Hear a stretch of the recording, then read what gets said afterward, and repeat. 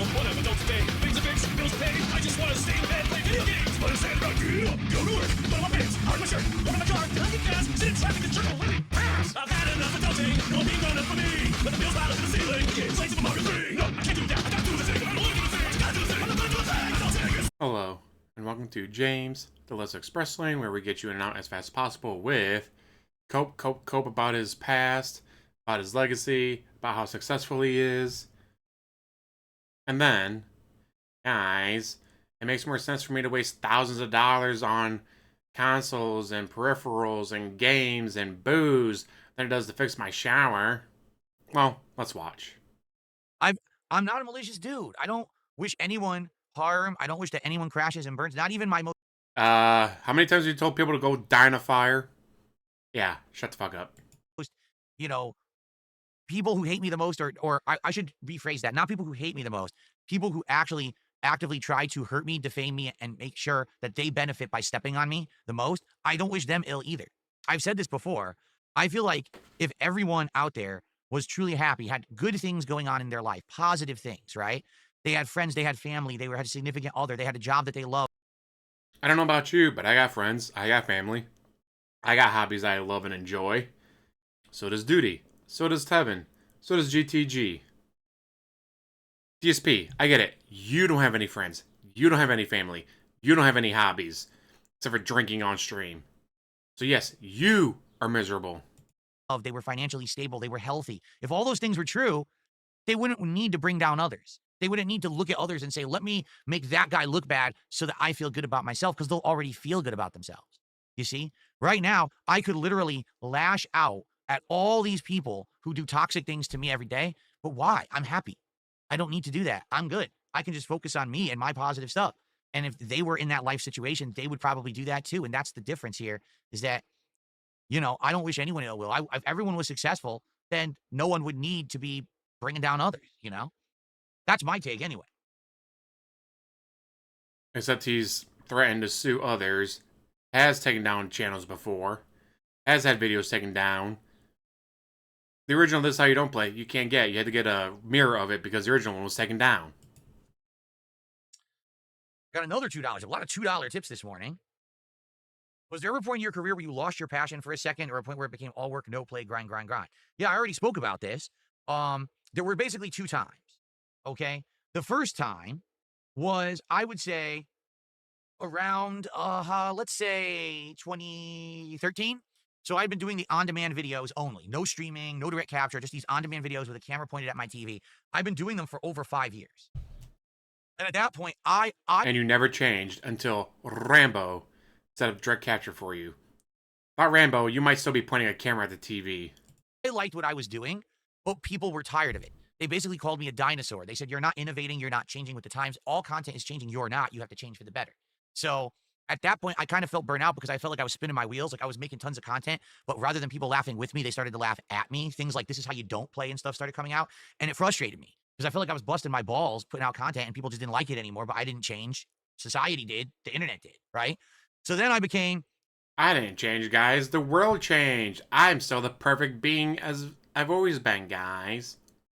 Someone who live streamed and did direct capture, and I kept pushing forward with this. But around 2016, okay, at that point, I felt like I really was burned out. Like, I didn't want to just be sitting around playing games all day, every day. I was tired of just doing that. Keep in mind... So in 2013, he knew he was a dinosaur. 3 years later, hasn't changed. At that point, I still was not an interactive streamer. I was streaming, but I wasn't talking with the audience like we're doing right now. I ignored the audience and I pretended like I was in a room by myself just playing this video game as if it were the old days of YouTube, you know, on-demand commentary. So in 2016, the bubble kind of burst for me because I had false copyright strikes against my channel that hurt it. I had all this crap going on. And that was the year when I said, well, let me try something different. I had a whole new channel called KO Gaming, and I started doing edited content. So we're talking highly edited reviews, countdowns, video essays on topics, etc. The channel did very well. I had a 1 million view video. The channel went viral once. It got me tons of money. Like, he got a single video with 1 million views, guys. His legacy is 5th place at, no, was it 4th place at Evo, 5th place at Evo, whatever. Yeah, 4th place at Evo, and 1 video with 1 million views. That is his entire legacy in 17 years on YouTube. I no lie, in 1 month that channel made me like $5,000, $6,000 on my 2 videos, okay? Then during that year, it got a little bit more busy for games, so I stopped making as much content for the channel, and then YouTube demonetized it for no reason. So imagine you're burned out on doing all gameplay. You do something different, it's working. You take a short break from it to focus back on games a bit, and then YouTube just takes all of it away from you, just pulls the rug out from under you and says, oh, too bad, no monetization for you with no justification for it whatsoever. In reality, it was just their automated systems don't work, and they turned on a stupid. In reality, that video got 1 million views, so he and Panda immediately took a staycation for a weekend. Instead of striking while the iron is hot, he said, all right, guys, I'm not doing anything for the weekend. I'm going to be going to a hotel with my girlfriend and drink and watch Netflix.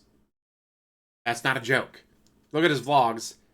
The weekend that he got the 1 million view, whatever, on that Homefront Revolution review, he and Panda went on a staycation in Seattle. They drove like 10 miles away and sat in a hotel room drinking and watching Netflix. AI that said, oh, your channel's like red flagged, you can't get ads. So all that worked for nothing. Then I was really burned out because I was like, now I don't even know what I want to do anymore because the on-demand videos aren't working. The on-demand gameplay is not working, and the edited content has been stolen from me essentially. So what do I do? So that was the year 2017.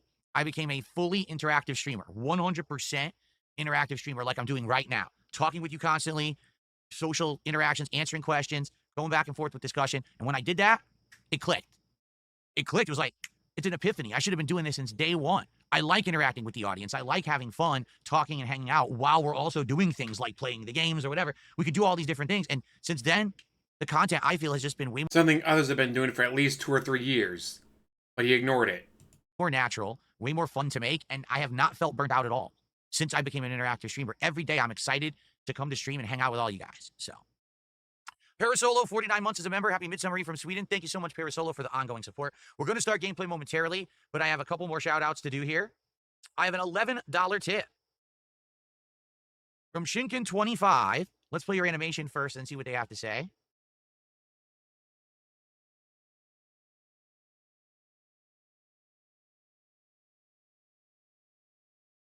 Wait for it. It's going to be a good one. Here we go. I just didn't want to forget to do it. I really hope you play all 6 Final Fantasy pixel remasters in the future. You're good at those types of games. You're currently playing too many sim games. They're bad games to stream. Why'd you buy a $300 driving wheel instead of saving to fix various plumbing issues in your home? Yes. Why did you spend so much money on other bullshit when you got stuff around the house to fix? I love his chat is Nightbot, the Slawfather, Nightbot, Flippy Flappy, Nightbot. What a chat. What? That was a mouthful, was it not? First off, I do want to play the Final Fantasy Pixel remasters. I actually own them all on PlayStation, but I may just rebuy them on PC just for ease of playing. We've done Ease of playing. What? Is pressing the power button on your PlayStation controller really that difficult? 5. Okay, we haven't done any of the others. I would love to replay 4 or 6 in the Pixel remaster to see the improvements and things. The music remix would be pretty awesome, I feel. So those may be coming. The only thing is this year we're not doing it because the Suikoden collection came out. So we already did Suikoden 1. We're probably going to do Suikoden 2. And then that's probably it for the year. Maybe next year we'll jump into the Pixel remasters. Okay, so that's number 1. Number 2, why did I spend a $300 on a racing wheel when I have plumbing issues in my house? First of all, why do you care about the plumbing issues in my house? What are you talking? Because you claim to be an adult with adult responsibilities, and then you don't take any of those care of any of those responsibilities. Talking about? Sounds a little weird. You know, you would even bring that up. Do I have some plumbing issues? Yeah. I have a bathroom that the shower's busted, and it's been so for years, but I have another bathroom with a working shower. And what happens when that one stops working? So if I can spend $300 on a peripheral that we're now playing all kinds of new games that are bringing people to streams, getting people engaged, getting people to support the content, seeing that I'm reinvesting in my content actively with the support I'm getting, why is that a bad thing? Also, the IRS won't let you write off fixing your shower, but they will let you write off the driving wheel. What makes more sense, to spend $300 on getting that wheel and having a whole bunch of new content, or to sit here and save money for a year and then maybe fix my shower, which doesn't affect the business? In reality, $300 is nothing. It's a drop in a lake when you're trying to save up for home improvements. You know what I mean? Like for me, that's got to be something that's a huge investment. It has nothing to do with spending $300 to buy a wheel. So anyway, let's see. One final. Yeah, we get it, DSP. No saving, just spend, spend, spend. This is a guy who literally said that saving money was hoarding. And he's not a hoarder like those JOOs. Guys, I'm not like those JOOs. I gotta spend the second I get it. Yeah, we know. With that, though, I'm gonna let you go. Thank you for watching. As always, like, subscribe, comment down below, and have one hell of a day.